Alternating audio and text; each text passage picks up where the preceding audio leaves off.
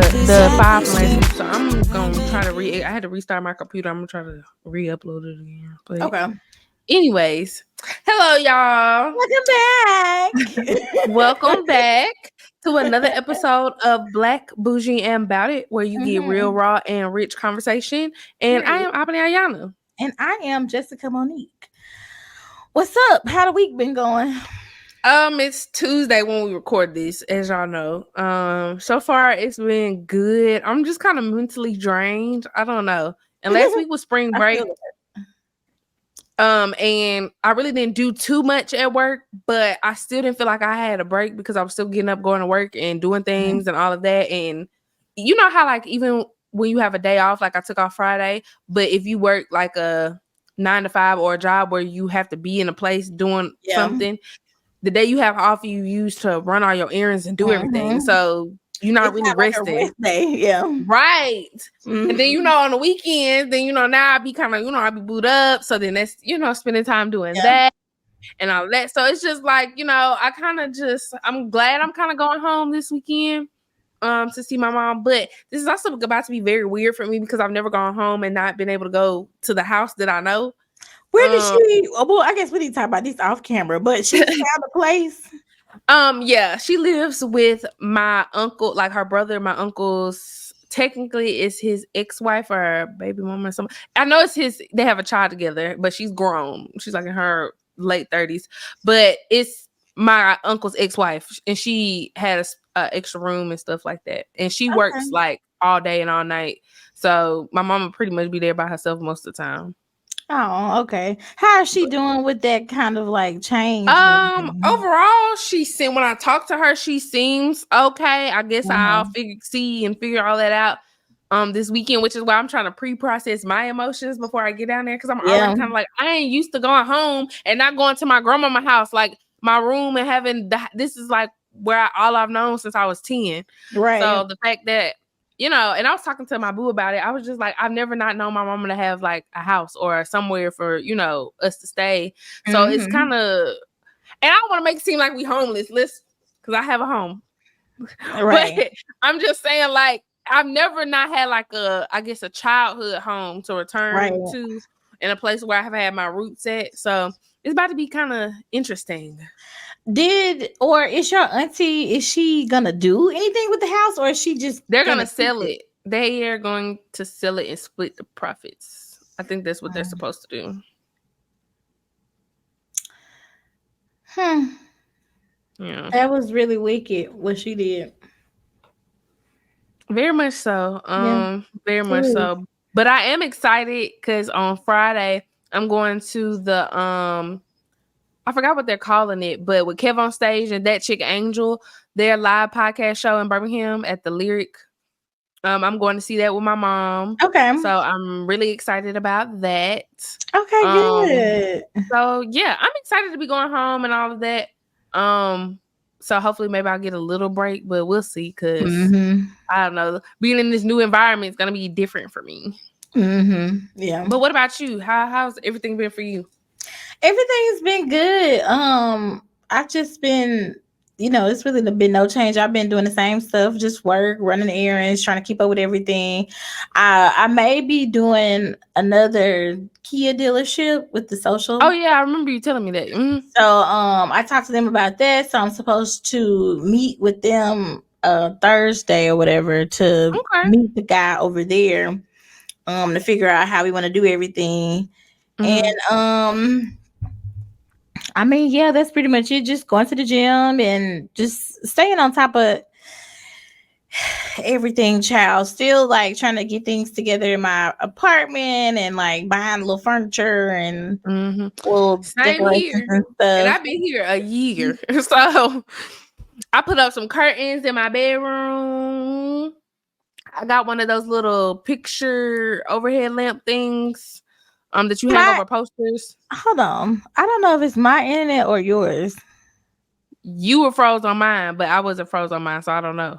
See, there's the same on mine. I'm gonna switch my Wi-Fi real quick. Hold on. Okay. Whoa. All right. But yeah, you said you bought some curtains. Some curtains, and then I got the little overhead light lamp that you can put over like pictures or like a Okay, mirror.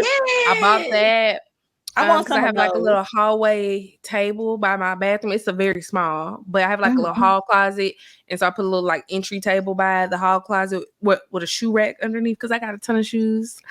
Yeah. And this apartment is not big. So Mhm. yeah, I definitely understand the home trying to get your house in order.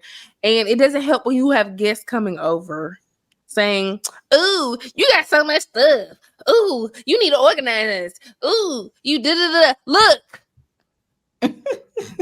I moved from a 2 to a 1. Leave me alone."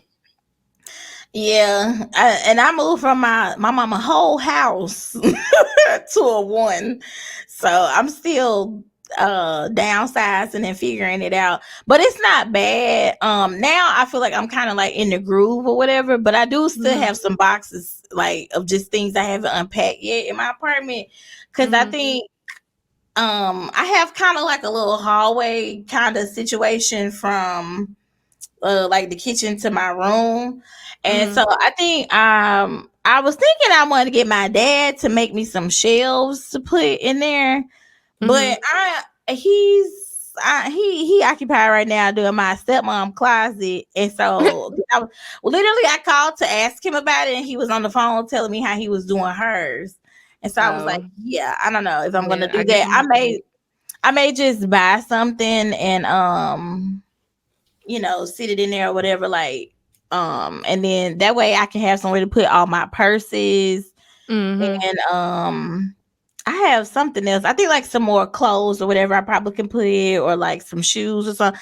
I just need some more like storage because my little closet ain't big, and I have hung up everything and like arranged it pretty well. Thomas put like Mhm. another rack in there, so now I have 2 racks and I put a lot more stuff up.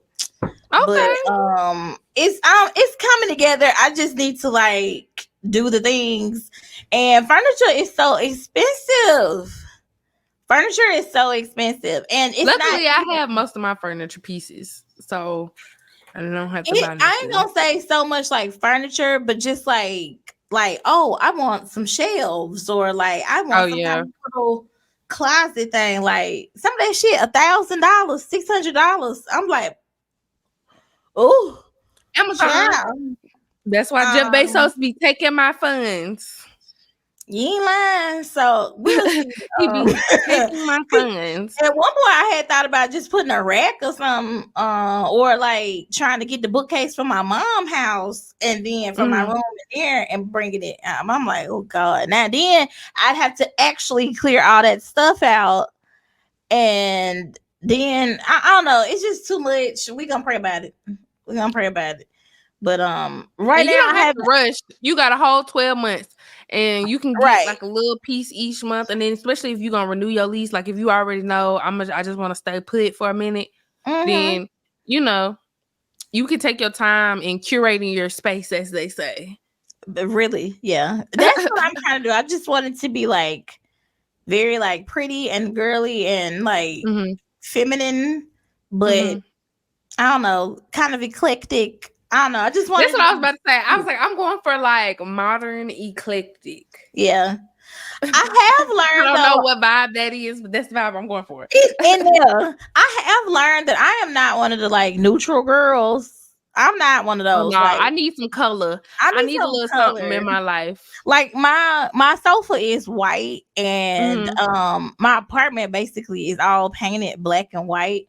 And I Mhm. like that though, because it just kind of gives me like a blank canvas. So the stuff I buy, I could buy colors and like everything Mhm. will like go together. Right.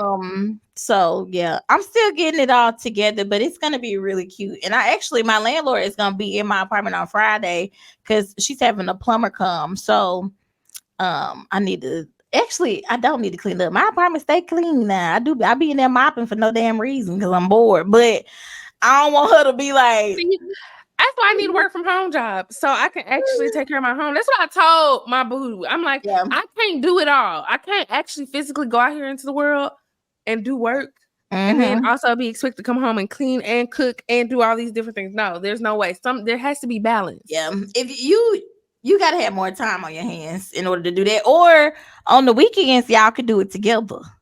And that's what I told her. I had to get on her ass this past weekend because she been saying she was gonna help me organize my closet because she got OCD, so she liked that type of shit anyway. Mm-hmm. So, but she went out and bought a new car. I'm like, you supposed to be helping me organize the closet, right? Yeah. Or she can go on the weekend so you can have your time. You know, sometimes we might need to get together that night. Maybe we could do most of the time we don't, because like we only the full day we really begin to spend together usually is like Sundays, because she works usually her 2 jobs, Wednesday, Thursday, Friday, and Saturday. Okay. So a lot of times I'll see her for like 4 hours in between maybe the jobs, but it don't be like a whole lot of time. Mm-hmm. I feel you. But anyway, we about to get 2 full weekends and not seeing each other, so enough time for her to miss me. Mm-hmm.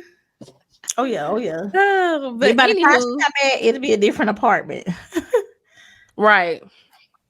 All right, let's get into some of these topics. Before we hopped on, we were actually kind of talking about this. I was listening to the Higher Learning podcast with Van Lathan and Rachel Lindsay. I really like that podcast. I try to listen to more podcasts that nourish my brain and learn something I can take away. Yeah. Especially now since one of my favorite podcasts is no longer. See, the thing is, got canceled. Okay, canceled. Well, they quit the show. I don't know what's going on. Apparently, it might be a little, but I don't know. I'm trying to mind my business in the podcast, but yeah, it ended. I need to actually like really catch up, because this year I have not been on my audiobooks and like on my things like how I was last year.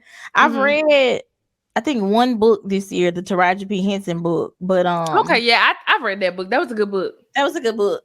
But it's like I don't know. I've been a little slow this year. I actually think I'm gonna read Ebony K. Williams' book, Bet on Black, or something like that. I might read. Let me know how that. Charlamagne got a new book coming out that I need to add, but I got tons of audiobooks that I need to finish. Like I need to finish Michelle's book. I need to finish Charlamagne's second book. I don't think I ever finished that one. I need to finish Jada's book. I did start Jada's book. I remember starting Jada's book and I did finish. The Lord gonna have to help me with that one. I'm not in the mood for that right now. Like the excerpt she even read for the sample was so like. And Viola Davis, I need to read her book. And I was just saying, since the podcast is no longer, I'm gonna replace that with maybe listening to audiobook in the morning.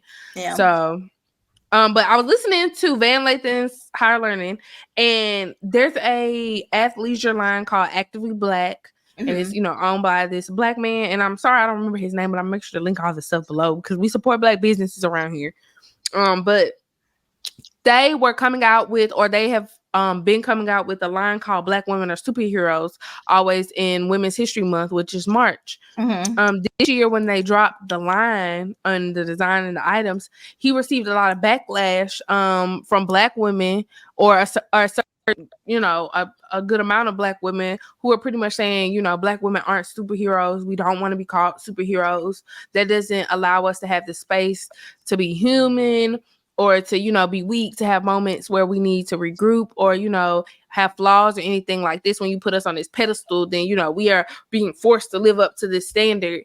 And I was kind of surprised by that because for one, let me state, I personally do not get offended by the term Black women are superheroes. Now, do I understand how that could be, I guess, feeling like it's a lot of pressure on you or whatever, if you don't understand that, like, you gotta walk your own path and live in your own, live your life and not worry about the next person. Yes, I do understand that, but I don't think it should have been to the point of backlash where now he's discontinuing the line. I feel like nowadays people get offended by everything, and I think it's annoying as fuck. I think also it would have been different if it was like a brand like Lululemon had made this, or Mm-hmm. like Fabletics had made it. But since it was a black owned brand, and Mm-hmm. the owner's name too, just if you want to look it up, his name is Lanny Smith. Mm-hmm. But like all of his work is so good. It's a black owned brand. I don't get offended when people say that black women are superheroes, because we really are. I can't lie to you. Black women Didn't are Alicia amazing. Keys have a song? I am Superwoman. Yes, I am. Sing it now. Yes, she's. Put it on my chest, on my chest. She's a superwoman. Yes, she. That was a good. I missed that, Alicia. Damn. Every And time. we ain't gonna get it back. That was a Um, good album. That that was was a good. that album was one of her last good albums. No skip. Anyway, That was a no that was skip. a no skip That was a no album, skip. and she That was did a the. no skip. Mm, Mm-mm-mm. but I don't know. She's still on punishment with me. Oh my But goodness. yeah, I don't get offended when people say black women are superheroes, because we really are. I know we Mm-hmm. were talking before. You said he had referenced his mom, and he was like, when I made this line, I was thinking about my mom and how she always made things happen, and like how Mm-hmm. she always came through for us, made a way out of no way. And it's like, yeah, Mm-hmm. that's what black women been doing. I think I understand why people say like they get tired of the strong black woman thing, because Mm-hmm. black women deserve a space where we can be soft and gentle, and where we can fall apart and cry, and no, Mm-hmm. we can't handle everything, and believing that we can't all the time has worked to our detriment. So I get that, but I don't think that that's where he was coming from. I think he was really just celebrating us, and I Mm-hmm. feel like if you don't like it, just don't buy the shirt. But I'm not gonna Right. stop another black person's like bag when they actually had like positive intentions. I feel like Mm-hmm. that was just a time where people like to be offended over fucking nothing. And then he also was saying, like, when he thinks of superheroes, right? Like an Iron Man or a T'Challa, because he also said that one of the things that inspired him to do this line was when he saw Black Panther back in 2018. Mm-hmm. He said he wanted to create something that united black people the way that movie did. But he was saying when you see superheroes have moments of weakness. They Right. have moments where they get knocked down, where they have to Right. regroup, where they have to, get themselves together. So he said, being a superhero doesn't mean you can't have human moments. It just Right. means you always, succeed. You Mm-hmm. always, get to where you need to be, and you stand on business, as the kids Right. say. So yeah, I agree with you where it's just like I hate, in an unpopular opinion, I don't know, maybe this is popular. I hate Mm-hmm. when we do that to us. Like, I get when you have an opinion and you feel a Mm-hmm. way about something, but when y'all start messing with people's bags Yeah. and their funds, unless it's something that really needs to be, like, mess with, like, Yeah, you need this to. is something really crazy. Right. But stuff like this, where it's like, this is a black man who obviously appreciates black women, who has created this brand to celebrate black people. For y'all to be in such an uproar where now he's discontinued the line where he said he's been doing the line for the last 3 years, I think it's crazy. Yeah, I think that's crazy. I think also this might be a good time for people to like learn different forms of marketing or something, because I think when it first received backlash, okay, cool, it would have been good to like see a commercial Mm-hmm. with black women, or like a black woman wearing the shirt, and then like Mm-hmm. saying, oh well, black superhero or superheroes have moments of weakness too, even though Mm-hmm. they're really strong. Yeah, they conquer the day, but they have moments where they doubt themselves, and they had to believe in themselves, yada, yada, yada. I think like sometimes when you create something, and I guess that's just the struggle in being like an artist or creative, people don't Mm-hmm. always know your why. Like, Right. it's like when Beyonce said she was going to name the album Cowboy Carter, and then now people have these like explanation videos. It's like, okay, cool. Well, that makes sense. But if I don't know, I don't know. And Right. I can't just come up with an explanation. I can't read your mind. So I don't know what was in your mind when you made it. I don't know Mm-hmm. you came from a genuine place. So I think Mm-hmm. sometimes just like explaining to people why you did something can mean all the difference. But I do think that people just choose to get offended over nothing all the time. And I think this is one of those moments. Yeah, I'm gonna definitely go on the website and look at the items to see what it's talking about, because I might need to purchase me some, because Yeah. he still has some of the stuff on there. He said pretty much, he has inventory, right? So he's gonna sell out of that inventory, sell that, and then he won't do, this particular line again. And But it's been really successful too. Like his brand in general has been really, he made like, $8 million in revenue last year. Yeah, and then it says here, Actively Black was the only Black-owned brand presented at the 2021 Winter Olympics, and the Nigerian team wore it because he actually manufactures everything in Asia and Lagos. I mean, look, why? I think that's a great thing. Like, I think that's wonderful. Support that Black man business. Make sure And we. stop I'm gonna getting make sure we offended link by the every stuff. damn thing. Like, especially when it's us. Understand that most of us ain't really trying to be malicious toward us. I would hope not, I mean, sometimes I think we can be, but I don't think this is one of those moments. Like, I think we choose to beat up on the wrong folks all the time. You know what I mean? Like, but we don't hold the right people accountable. That's my problem with us. Be in an uproar over some foolishness. Yeah. Speaking of uproar, I don't know if it's just me being in an uproar or if the internet will be in an uproar, because this news just came out like 4 hours ago. Okay. But I was in the comments under a post, and the comments seemed to be like catching the vibe, but they weren't really on the same road because they agreed with this. But Miley Cyrus has been announced as one of the honorees to receive a Disney Legends Award, and she's also the youngest to receive this award. I kind of felt some type of way, because I did do my Googles to make sure I wasn't wrong when I said this. That the fact that they're giving Miley this award as one of the youngest award recipients, and they ain't gave Raven one yet. And the comments under the post were saying that, yes, Raven did a lot for Disney. She did a lot in our childhood, the movies and all that. But Miley was out here selling out arenas as Hannah Montana, and that's why she deserves this. She had more of a global impact, they said. I feel like Raven walked so that Miley could run, though. Like, I feel like that's what people don't understand. Like, yeah, we're not going to sit up here and act like Raven was not that girl of Disney. Yeah, I ain't gonna lie. I don't think that nobody would say that Raven wasn't that girl of Disney, because it's like she was. Like, I mean, Disney was basically Raven channel for a second there. You know what I mean?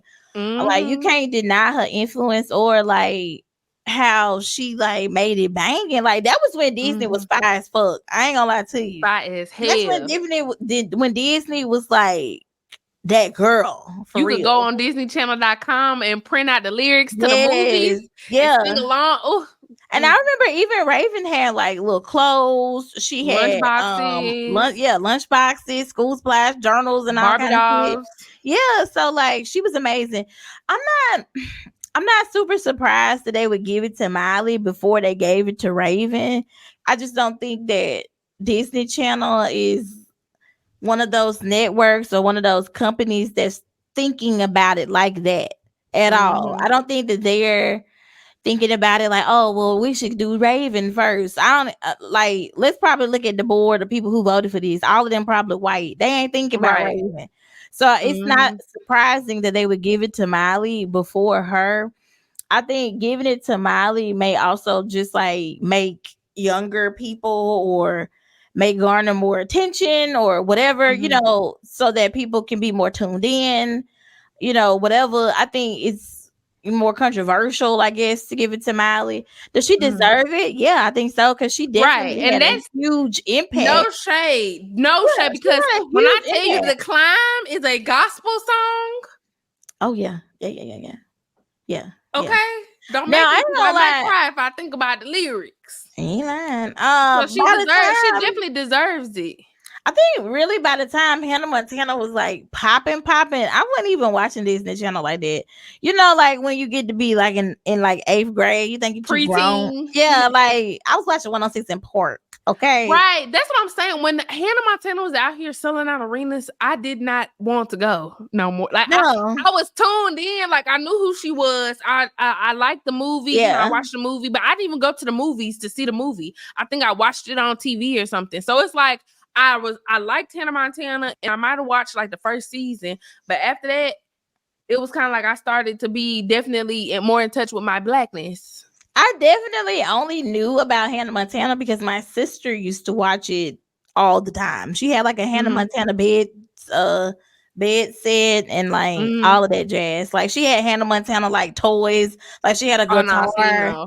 She had like a Hannah Montana guitar that used to play. You play the best of both worlds. Yeah, she had that. Like, so that's how I like was exposed to Hannah Montana through my little sister. But was I just watching it? No, because I was more so a Disney girl when Raven was like popping. So right, yeah. But I mean, Miley, she was amazing. Like you can't deny that she probably gave Disney a resurgence for real because it had kind of teeter-tottered after Raven and them went off.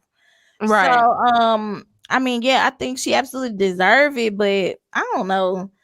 It's like I'm not mad at it. We be expecting white people to like do things decent and in order. I was like, just thinking that. I was like, I know we're not supposed to want awards or accolades from them, and that's why we, create our own tables. So they have the Brioche Awards and the NAACP Awards and Black Girl Rock and the BET Awards and all the other different awards, but not really that, because it's like if you have worked hard or whatever, you deserve to be nominated. You deserve to be recognized for your work. Right. But do you always expect them to recognize us? Absolutely not.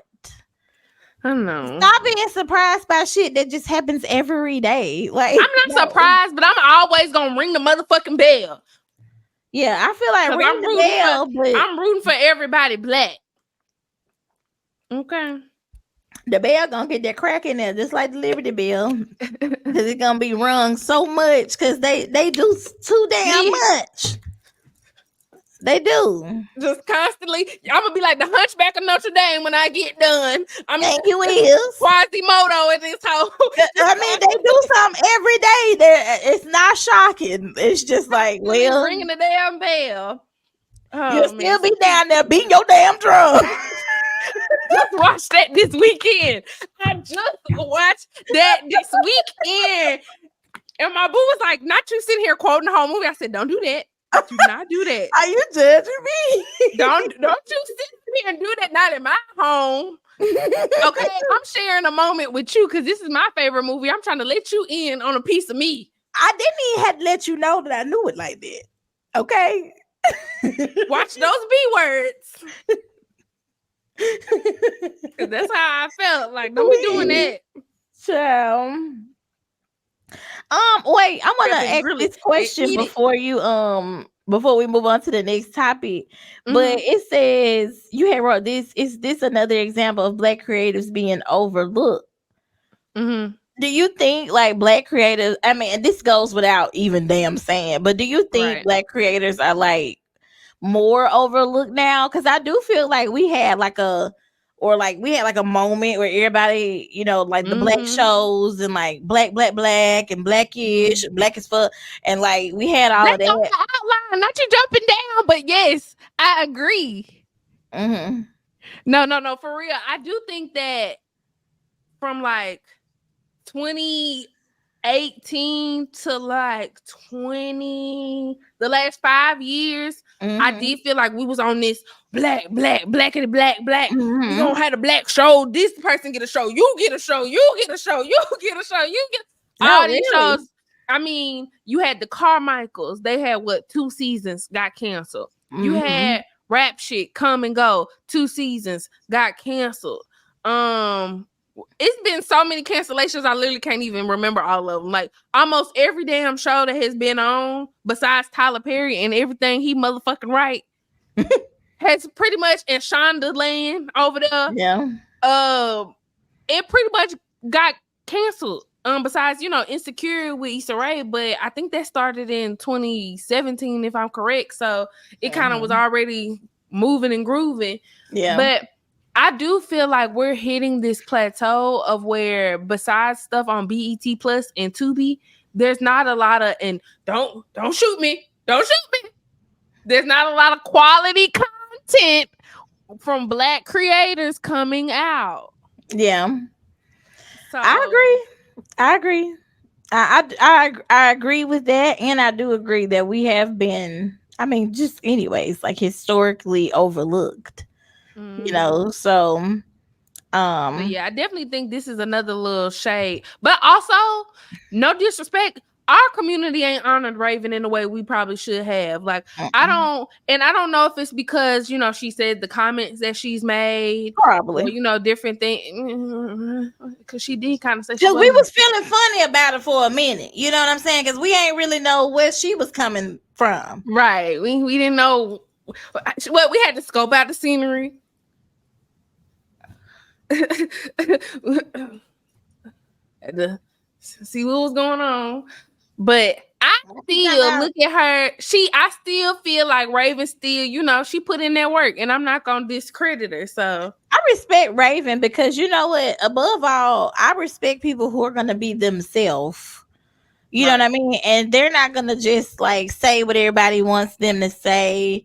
And they're not gonna just fold because everybody's talking about them. Nah, that's what I think. I'm gonna be 10 toes down on what I think, on how I feel, because I went through this, and that's why I think that. And I can respect people like that. But if she was out here lying or something, or if she was like, I don't know, being weird, then I'd be like, but if you're gonna be authentically you, I'm all about that. Because one thing, even if I don't agree with it, right? She gonna stand on what she said. I said what I said. Speaking of people who didn't say what they said, there was a social media influencer who had TikTok all in the front. Speaking of TikTok, it made it through the weekend, y'all. Hallelujah! I didn't know what was gonna happen. Hallelujah! I didn't know. But she had a video, and we'll make sure we'll link it below. But she had a video that pretty much, and I guess I could play a little portion of it. I'd be wanting the people to know what we talking about. Now, this is the video that started the trend, because after she did it, people would they will hop on and do their own. That wasn't the video the actual clip. I don't know. I'm about to go to it. We gonna see. We gonna find out together. Earlier, where she was like, "Yeah, I'm afraid to admit hood people scare me." Now, although that may trigger some people, y'all have to understand some of us are just genuinely traumatized. Now, I didn't grow up in the hood, but I worked in the hood, and when I tell y'all, that was one of the most miserable experiences of my entire life. You could not look at them wrong. They wanted to fight. You could not be quiet. If you were quiet, it's you think you're all that. You think you're better than us. It's so bad. I was washing my hair today, and I got flashbacks of when they used to tease me and try and call me broke because I was not wearing a lace wig. Like, they just say the most uneducated, ignorant stuff I've ever heard in my life. I'm broke because I want to wear my natural hair that God blessed me with. And because I'm not gluing something to a nasty, stinking stocking cap every 5 seconds, that means I'm broke. Like, the energy is just so miserable and negative. But anyway, she pretty much goes on and on about all the different things about hood people that she doesn't like. Now, I saw somebody stitch this with the perspective of one, and she got a lot of flack for it. A lot of people were, coming at her, saying she hate Black people, she hate Black culture because, all the things she named is associated with Black people and Black culture and all of that. But the creator said, why is it that we automatically assume when she says hood people that she's talking about all Black people? Because hood people don't just mean Black. Hood culture is not necessarily the same as Black culture. Now, is hood culture can be like a part of or synonymous. Like they're not synonymous. Put it that way. So I thought it was interesting. Interesting perspective to talk about. Like, do we feel like is she targeting Black people only? Because on the video she says, "I love Black people, but I don't like hood people." I think, okay, this is what I think, and I don't know if this is gonna sound mean or if this is gonna sound like, I don't know, but it's like, yes, hood is synonymous with Black people because that's even how we use it. So, like, I feel like let's be fucking for real. You know damn well she was talking about Black people, so let's not be like, oh, actually that could be white. Like, please, okay, please. Like, you know she was talking about Black people, okay. I knew this was gonna be like a lot of. I knew she was gonna get a lot of flack for that, just because hood people are on the internet too. So, like, hood people are actually on the internet more than anybody else, because hood people are the people who are keeping Facebook in full blown swing. Okay, they love Facebook. It is. It's also me getting on there every damn day laughing. I do not get on Facebook like that. I need. I do, child. I just get on there and just see what's going on. Like, scroll through the mess. It's always somebody getting pregnant or getting married, and I'm just like, okay. Yeah, but sometimes I just look to see like what the news is, or like people be reposting funny stuff, so I get on there for that. But I think this kind of like her video span from, there was a trend on TikTok where you did one picture and it said I'm Black, or like Black. It was something like I'm Black, but people wouldn't believe I don't like. And then the next picture it'll say like hood people, or the next one will say like barbecue, or okay. I can't dance, I saw that, or whatever. Yeah. So I think she was kind of responding because a lot of people in that trend was saying that they were nervous or they felt uneasy around people from the hood. Now be for real. When we saying people from the hood, yes, we're talking about Black people. Now we know it's other niggas that live in the hood that's not Black, but for us, we talking about Black people. Come, let's be for real, okay? Now, do I think she's wrong for what she said? No, that's her experience.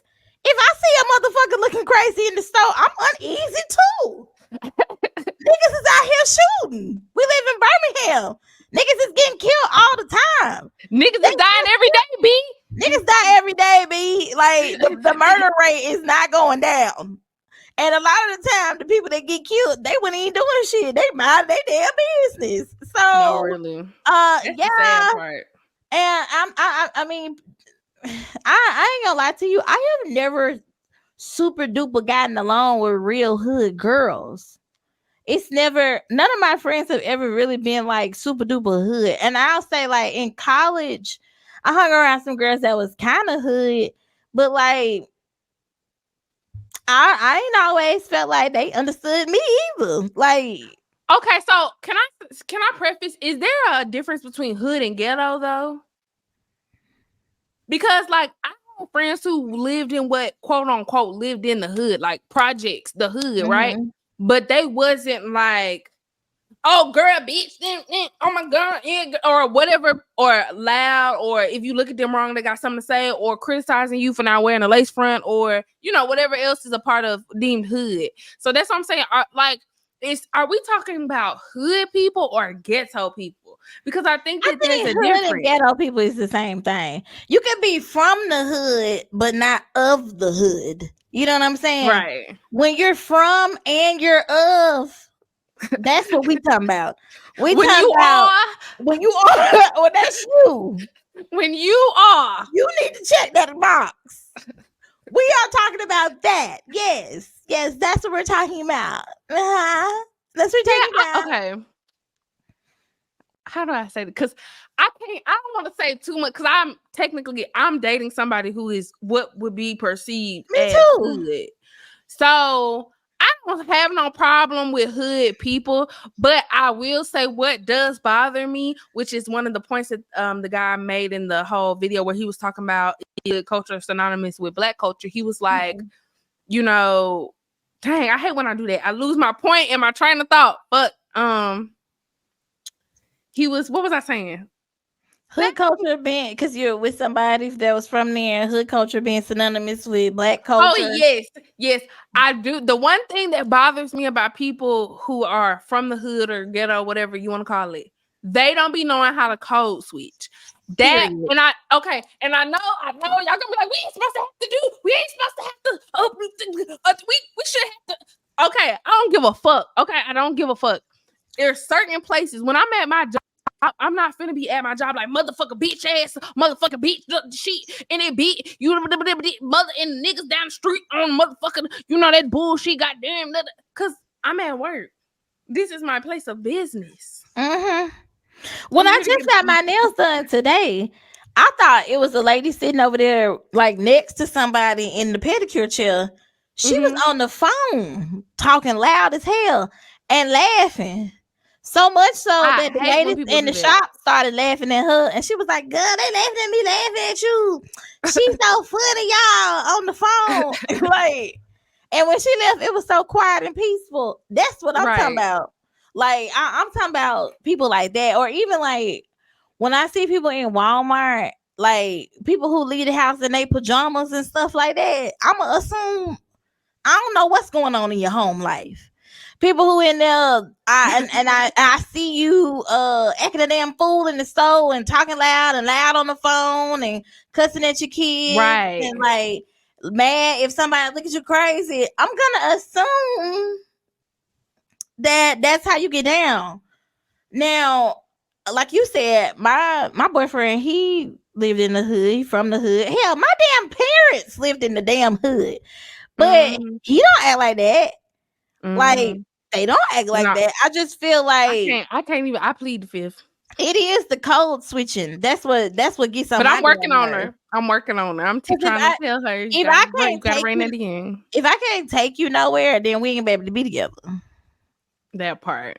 You know what I mean? Like, Now I do be having some moments where that meme of Nicki Minaj where she's standing outside like this, and it's like when you with your hood boyfriend and y'all in the hood and you ready to go. I've had plenty of moments like that. Do I say anything? No. But he can read my face. Like, cause there was one time we went to a party or like a kickback, one of his friends, whatever. I swear to God, I thought his friends about to get to fighting. I'm not gonna hold you. I thought they was about to like fight in there. And he was like, nah, they good. Like, they just talking or whatever.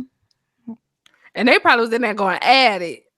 Tell me something, cause I'm gripping my purse and I'm halfway out the door already. No, the fact that you did this, because I remember I had my Brandon Blackwood. Yeah, because I already know. I'm always grabbing my purse like baby. Do you want something to drink? They started telling jokes in there, and then it started getting real personal, going back and forth. And like one of the guys' girlfriend who like was arguing or whatever, me and her was looking at each other, and we were just like, oh. See, I just don't like loud activity, and that's what a lot of times hood people be. Like I said, it's the code switch that be throwing me off. It's like, just read the room. And when you go, just read the room. I'm not saying you can't cuss and you can't whatever, but sometimes it's not the time nor the place. Yeah, and there is a time and a place for everything. I don't care what nobody say. I feel like people nowadays, they just feel like you can't say shit to them, you can't hold them accountable, and you can't tell people when you're wrong. No, sometimes you don't need to wear that there. Yes, sometimes when you go to church, you need to have different clothes on. You need to act like somebody raised you correctly. No, you can't wear that to work. Yes, you can wear their outfit, but just know when you start presenting yourself a certain way as a woman, people are going to view you a certain way. So if you're okay with that, then be okay with it. Then, like, just stop trying to make like 1 + 1 not equal 2. Like, these things are easy. You kind of sound like Candace Owens in that clip talking about Lizzo's cheeks. Lizzo was wrong. She's 50. But Lizzo was wrong to me, because why are you wearing your ass out at a damn basketball game? You look stupid. And then when somebody say something to you about it, now you mad, and now they picking on you. She had me hollering, Lizzo's ass cheeks offended me. She should be apologizing to me. I ain't gonna lie. I don't never agree with that bitch, but she started to make sense. Golly, like, what is wrong with people? Like, you can't do it whatever the fuck you want to do, and then nobody can say something to you. It's something wrong. Like, that's what I think. That's what this girl in that video is referring to. There's a recklessness that I feel like hood people have, and you just never know like what's gonna happen or whatever, or the behavior is just uncalled for. My mama talking about all the time when she called parents up to her school to tell them about what they kid did, or like, oh, they got into it with another kid and now you trying to beat the other kid up. You're 40. Why are you doing that? I think that's like, act better. I don't understand. I don't know. That's what I'm saying. Yeah. But don't get on the internet and then be mad when people say, like, I don't be feeling comfortable around y'all. You know how your homeboys and them act. You know how your homegirls and them get down. Yeah. Please. I still think under hood culture, there is a small bubble that says ghetto. I think it's the same thing. And I feel like, is hood culture synonymous with black culture in a way? Because I feel like we've made it that way. Like, yeah, Glow. That ain't a hood song. Yeah, Glow. Stomp a little pussy hoe in some shell toes. Yeah, and that's my song. That's my song. But like, most of our music is talking about like hood activity, ghetto ass activity. Hood ass. So like, is that not black culture in a way? Do you know what I'm saying? Yeah, that's the shit we've made popular. So if you feel a way about it, go out there and make you some little "We Are the World," "We Are the Children" ass songs and see how that goes. But we've made it synonymous with our own culture. That's the kind of stuff we glorify. Look at Krishan and them. Look at I don't even know if that's hood. That's straight up delusional ass toxicity. It's but you know what? Doing that same shit. Nobody but Baby Boy. We all grew up watching that god doggone movie and how toxic that relationship was. And I feel like all these, that's a conversation for another day. We can't even get into that because when we start getting onto the media and the entertainment and the things that they push on us, like see what happens is I started talking to my third eye open, and I'm like, see, BET play Baby Boy all day, every day. It's like brainwashing all day. Every day. They ain't playing the great debaters. They not playing, stimulating documentaries or movies or, different. They playing these same movies that perpetuate these same stereotypes and these same things over and over. So each generation is getting trained on the same bullshit in a way, kind of. But that's why I feel like the subject matter in a lot of these movies and a lot of these songs, okay, of course, when you create art from where you are, from the lived experiences in which you've had. So if that is your lived experience, you absolutely can create a movie like Baby Boy to just like talk about what it is that you went through and to represent those people, right? That is art.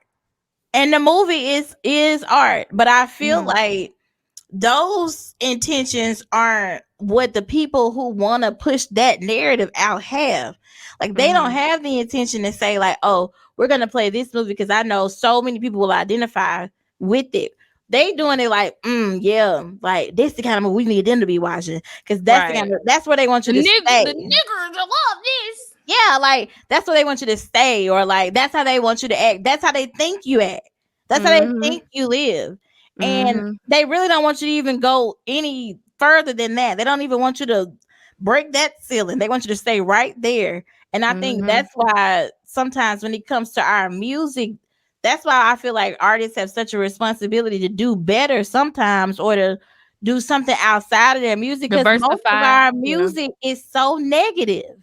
Right. It is negative, whether it's good or it's bad or we listen to it or not. It's negative music, a lot of it.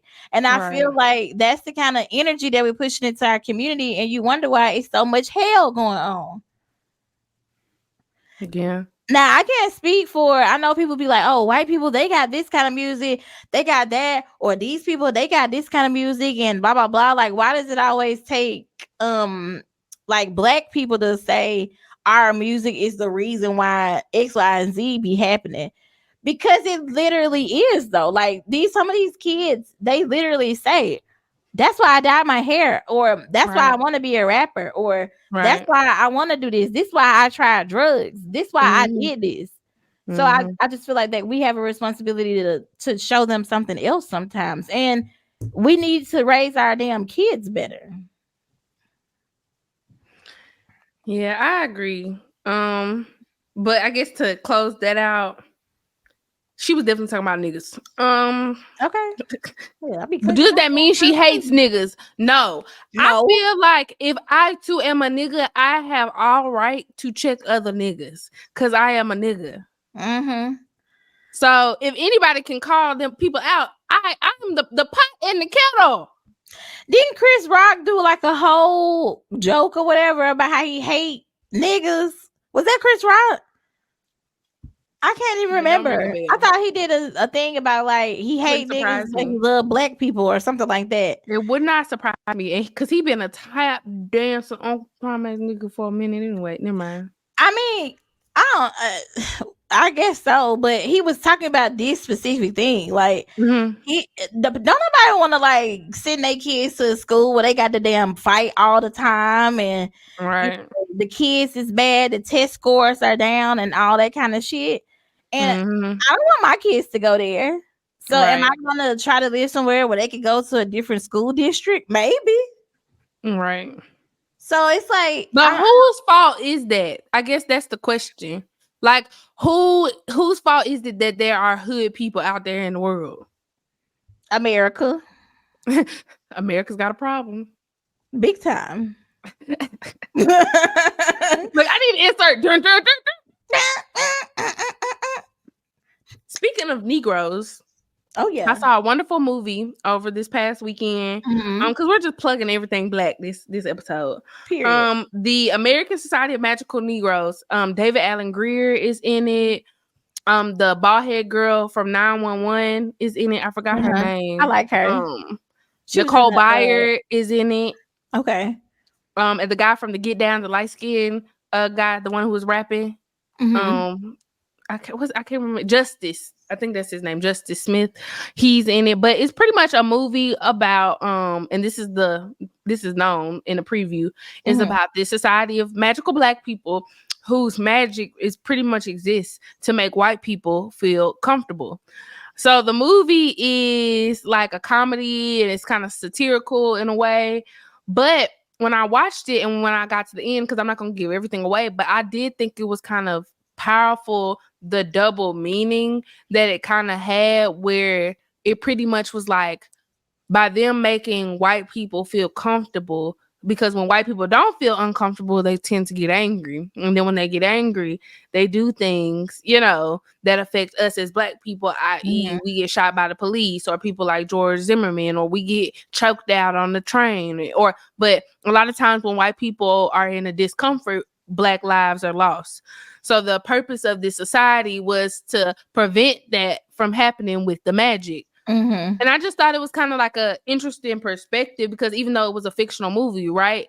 But how often do we in real life, like, I know me, I do it without even realizing. I don't really be looking like straight on white people. Like, now if I'm having a conversation with you, I do, but I don't just be sitting back like staring at white people like that. And I didn't even realize that I did it, right?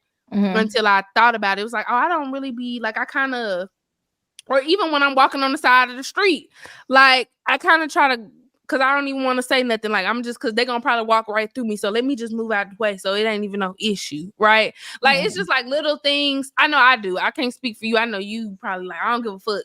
But I know me, like, I do kind of do little things, especially because I work in a predominantly white environment where, they are the ruling class. It's like I do kind of, in a lot of situations, even with the students at my school, I watch my tone of voice. I watch how I elevate my voice. I watch the dialect in which I talk, because I know if I do too much of this, they might think I'm getting the attitude. I was being rude to them. I was loud, So it's one of those things. I just thought it was interesting, you know, how I know for me in real life, I do be like not purposely like, oh, I'm gonna make white people feel comfortable, but it's like I'm gonna try to do whatever to make sure I'm comfortable in this situation so it doesn't happen to me. Yeah, I think it's like the code switching, like we were just talking about, that I feel like others may not always be super aware of or just like tuned into that they even need to do. You know what I'm saying? But I think it may be sort of muscle memory for us a little bit, because it's like a generational thing that we've had to do. You know, our ancestors have had to make white people comfortable, or you know, feel small, or sort of like make sure they're not seen by white people just trying to stay out of the way, and you know, so they won't say anything to them so that they won't get harmed, or so they don't make them mad or whatever. So I think it's almost like a trauma passed down that we even do that. I stopped moving out of white people's way on the sidewalk when I went to Alabama, because they really used to walk around like they motherfucking just knew you was gonna move out the way. And so now we both about to run into each other, and what? I don't move out the way no more. Now, when I was a student, like at UAB and stuff, yes, I had a different air about me, right? Yeah. But it is different when like now I'm a worker in a predominantly white environment, because it's like one of these kids could really make me lose my job. Like, like real talk. So it's just like, what you supposed to do? Am I gonna try to prove this point to this student, or am I just gonna let them have this and have this moment or whatever, so that I can, you know, diffuse the situation and go on about my day? It's kind of sad that like we have to like train ourselves to be like, I hate to say like docile, but like docile in a way. You have to just like let shit roll off of you, and we get so used to it. It's like, well, you know, that's, you know, when you get around white people, that's how you that. You know what I mean? Like, it's just that's almost a part of our culture, just having to like let shit go or whatever. Whereas they never have to do that. And so that's why year after year after year, century after century, they're gonna keep acting entitled as hell, because we're the ones bowing and, you know, letting them get away with shit. Yeah, I get it though. Even now, where I work at the car dealership, there's only like 2 other black people that work there. The other guys that work there probably work in service, but I don't really see them because they out in service or whatever. But even some of the conversations that they have there, they're interesting. And I just stay out the way. But sometimes I stay in there on purpose just to hear what they gonna say, like see if they gonna get bold and say something crazy while I'm in there.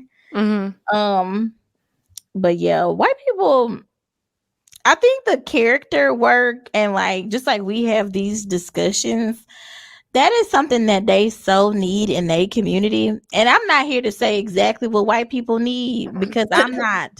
Because I can, at this very moment, I can only think of 3 things particularly white people need to do: is have that conversation, wash their legs, and look when you back out your damn car. Stop getting in your car and putting it in reverse and then just backing the hell out and don't even damn look. And under wash your legs, I need there to be a title that says use a washcloth. With a wash, don't get in there with the soap bar. Talking about something. Talking about that, because that's you need why to scrub your body with a piece of cloth material or a loofah or something and get the dirt up off you. Because that's why y'all. All you doing is putting dirt on the soap. Because they was at work one day talking about like why they don't use natural deodorant and stuff like that, and saying like how it don't be working for them. And it's like, yeah, it'll work for you if your body don't stink. See, that's your problem. Your body stink from the inside out. But that's another story. You got an internal funk. You got y'all stink just any damn way. So I mean, make us comfortable and try to smell good. You think they do that? No. I did like at the end of the movie, there was like a little, and I don't want to give again, I'm trying not to give everything away, but there was a turn of events, right? There's because that's what movies do. There's always there's an arc and then the decline. If you took Alan's class, y'all know that we went there, you know, there's a character arc. Story arc. And so there was a moment where the white people did realize, like, dang, we didn't realize, you know, it was like that. Like, y'all walk around pretty much, or y'all feel like the world revolves around us all the time. And so, you know, I don't know. Will that ever happen in real life? No. Because if white people acknowledge and realize their privilege, they're not going to want to share that. That's the problem. They know it. They already know it. They've acknowledged it internally. They know it. That's why they holding on to it so damn tight. I don't even know if it's this, like, so much as sharing it, but the accountability. That's the issue. Like, we give people too much benefit of the doubt because that's the kind of people we are. Like, we're not a like malicious, evil people. We're not. That's not how Black people really are. We're not like that, not like how they are. You know what I mean? They have a spirit on them. Some of them, for real. They culture, their people have a spirit on them because some of the things they've been able to do just across history is so like diabolical. We ain't even talking just American. Yeah, all of them. I mean, we talking about over there in the mountains and in all Russia, of it, all of that. Like, they just have a history of being the so barbarians, yes, the pirates. They just have a history of being so wicked, and that's not who we are. And I feel like with them, because they have that like innate nature or whatever, they lack the ability to really see themselves for who they are and see what they're doing is wrong, and how they continue to perpetuate it, and they teach it to their damn kids. Because I see even just how the kids act in the store. That's my problem with them. Now, we have our own set of problems we just talked about. But my problem with them is that there's a lack of accountability. I mean, they'll never like, I don't think they'll ever really get it. Now, I know nowadays, because like everybody's so progressive, there are a lot of people who have these conversations, or like younger people who get it. They get the privilege and they understand, and I think that's great. And I think that's people like Jeff Bezos' ex-wife. She said, "I'm giving all this shit away." She not one of them. She not cool. Oh. I don't know them. Oh, never mind then. I thought the ex-wife was cool because she donating all her divorce money to charity. Oh, never mind then.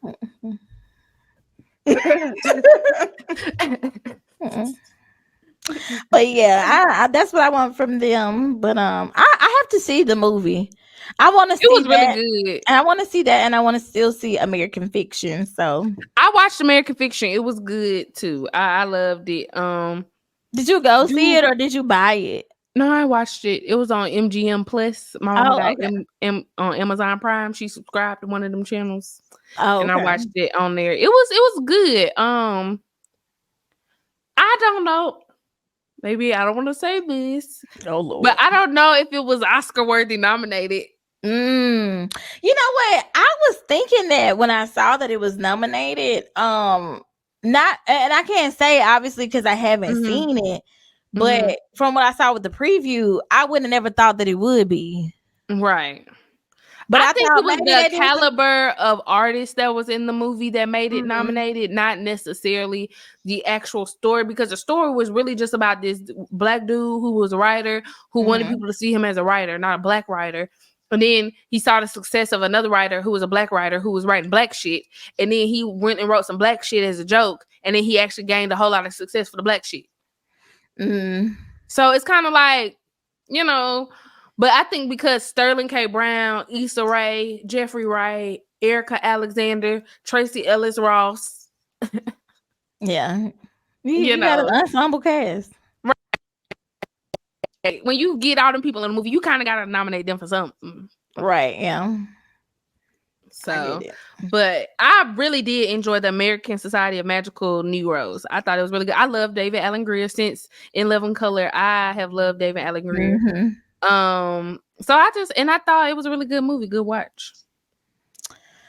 Um, I like the question that you had asked. I know we had an hour now, but I think we should go ahead and ask it. You said, how do we learn to value ourselves in our lives when almost every aspect of this country has shown us we aren't valuable or worthy of the basic human rights that white people get?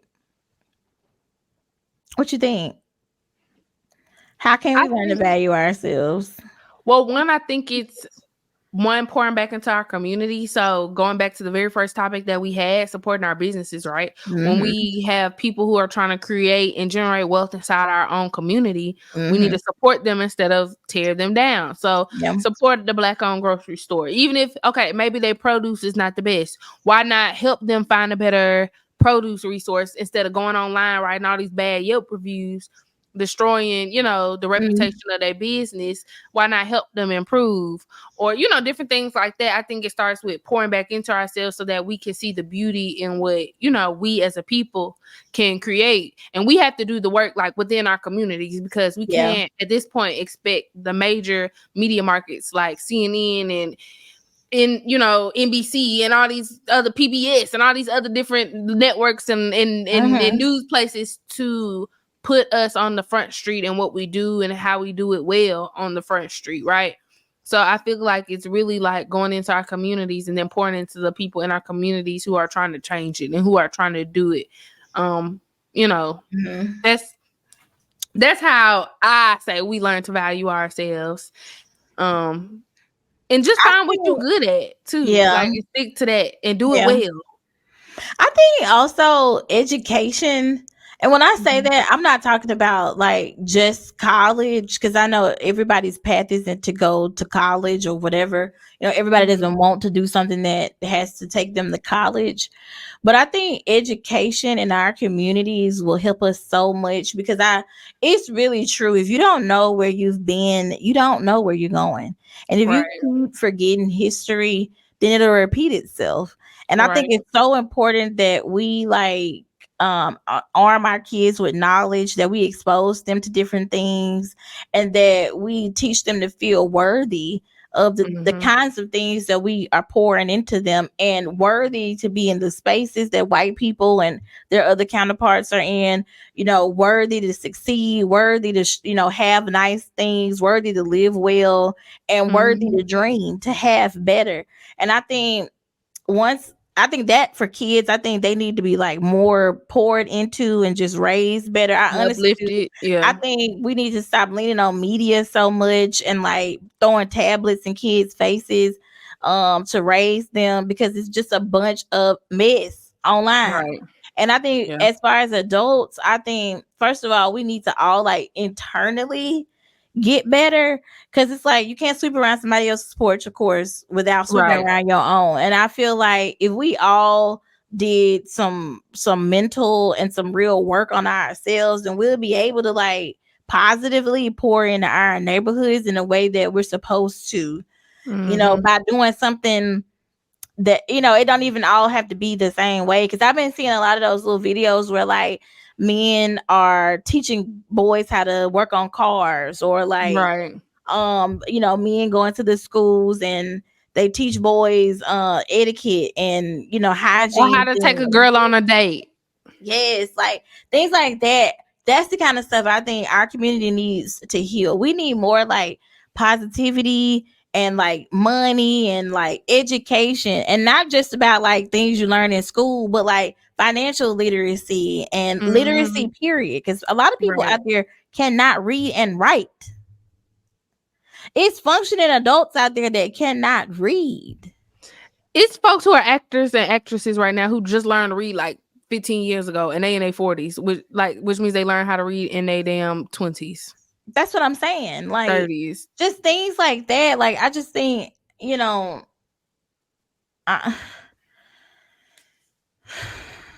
and inject some God in there too. Yeah, I definitely, just like I was saying earlier, I think it takes more unity for us to come together, start pointing the finger at each other, and try to stop pointing out the problem and try to be the solutions to the problem. Period. And I think that's one of the things, like, that bothers me the most a lot of times when we're having the discussions or the round tables or the sit downs, a lot of us come with gripes, right? We come with problems. We come with a lot of shit to say, oh, I can't wait to see, I'm going to tell them about themselves. But then when it's like time to talk about a solution, like, okay, how can we solve the problem? Then it's crickets. People don't be knowing. So it's like, if you're going to point out a problem, at least how I look at it is, if you're going to call out a problem, at least be able to add some input on how to fix it or solve it, or be willing to assist in helping it or solve it. Because a lot of these parents tear down the school system and talk about the teachers and talk about how the school ain't got no money and they can't get good books and but you yourself won't even sit down and read the book that your kid do got with him. Yeah, I mean, all of that. I mean, even just down to taking care of our neighborhoods and making sure that, like, never or even just littering and throwing out trash. Like, the lack of respect that we have for where we live, and then we expect other people to come and pick it up. That's the problem I have. Now, I do believe that city leaders, they need to do their damn job, and not a lot of them are actually doing that. And me and you know that firsthand. Okay, not a lot of them even really give a damn. They just want to be on the damn leaders, right. State leaders. They just want to be on the damn news. Congress or, leaders. When Classic come around, they want to be out in the parade and shit. But I think, like, okay, for example, when you have a vacant house or something next to your house and you let the grass grow up taller than the damn house, why can't nobody go out there and cut that grass? Or like, why is it trash everywhere in the neighborhood? Why is the school tore up? Right. Why are things tore the hell up? Why are the signs and shit leaning? Why are they? And it's like, you want to go and complain to people about why they haven't fixed it, but like, why are they like that? Why are you tearing the neighborhood up, making the property value go down so that there are no funds to give to your damn school? All of that is a trickle down effect. I feel like we need to learn to have more pride in our own things and stop leaning on like one person. We think somebody gonna like come swoop in and be, Martin Luther King gonna come back and he gonna make it all right. No, like, it's and he didn't even do it by himself. I feel like that's the problem. Like, we put these. And that's not to say, okay, yes, Martin Luther King, he was a great man. He was a civil rights leader. But he also he wasn't the only person out there. He had a team of people and a community of people who worked with him. Like, we found out about Rustin this year, this year when his movie came out and all of that. It's just like, there were communities of people who came together to make things better. I agree. And that's what we have to do. I think we all have to play a part in it. And I don't know if people are really like ready to have that conversation. I know, just everybody's on a rat race, going to work, got kids. If you're married, you're trying to get yourself together, anybody got no money. But I feel like even just you personally thriving is a win to our community. And I think that kind of thing needs to be known. It needs to be seen more of it, just like all of that. I just, I don't know. There's a lot of things that I have gripes about. And even working here, like with Ty, and he's a real estate investor, like seeing the conditions of some of these people's houses, just seeing how people live, or like, it's ridiculous. It's insane. It is so insane. It's crazy. And just I remember my grandma used to rent out her houses. Yeah. And we would go up there and see, and it'd be like, you, how you even living like this? And you don't even have to live like this. You don't just have choosing to live like this. Just do it just because. And that's my problem. Like, I don't know what that is. Like, were you taught to like not clean up, not to take pride in your things? Probably just laziness. You think that city people supposed to come in here and clean this up, or you think your landlord is supposed to come in here and fix everything behind you, or now you get mad when they don't want to rent to you no more, they put your ass out. Now I got some Mexicans living in them. Baby, you can't get mad. That's what I'm saying. Like, that's what I'm saying. It's the thinking, it's the mind. Like, we really have to like elevate our mind a lot more. And I think our community will grow. But yeah. Well, Make sure y'all shop Actively Black. We're gonna put the link down below, right? And help that man business, because the fact that they really having him discontinue this line or he made that decision is crazy. Make sure y'all follow us. That stuff is always down below, all our personal pages and all of that. My Instagram is at the real Abni Ayana. And my Instagram is at _ the real Jessica Monique. We love y'all. Thank you for watching. Thank you for commenting. Our shorts have been doing really good. The past few that I've put up. So thank you for that. Make sure you like this, share it with somebody. Make sure you subscribe. I would love us to be at 500 subscribers by the end of the year, at least. That would be nice. It would be nice. And I'm gonna make sure I try to get the uploading, because I know the upload last week was acting a little wonky, y'all. We're praying and speaking over that I'll get a new computer at some point within the next 365 days, maybe, if I can get my life together. Just more space and all of that, so I can edit more and better, edit better. But I'm more better, and I'm gonna re-upload it so y'all get the full episode, because it's still missing about like 20 minutes. It cut off the last part. But we will catch y'all, or maybe even if you did like a part 2 with the end or something. I don't know. Right. Maybe that might be easier. We'll figure it out. I restarted my computer today to see, so we'll see. I might try to re-upload it again tonight and see what it says. But yeah, y'all be safe out there. Hey, it is primary season voting. Things is going on. Make sure y'all pay attention to what's going on. I think this whole TikTok ban shit was a whole illusion to keep our eye off the ball of what the fuck is really going on, because of these presidential candidate debates and all this shit that's going on. So pay attention. Just pay attention. I'm not gonna tell y'all who to vote for. Just find candidates, listen to them, listen to these debates, and whatever aligns with your values and what you feel like is gonna benefit you and your community best, then follow that. But just don't go in blind. All I'm saying. Listen to all the facts. Oh yeah. But yeah, we will catch y'all. Stay black.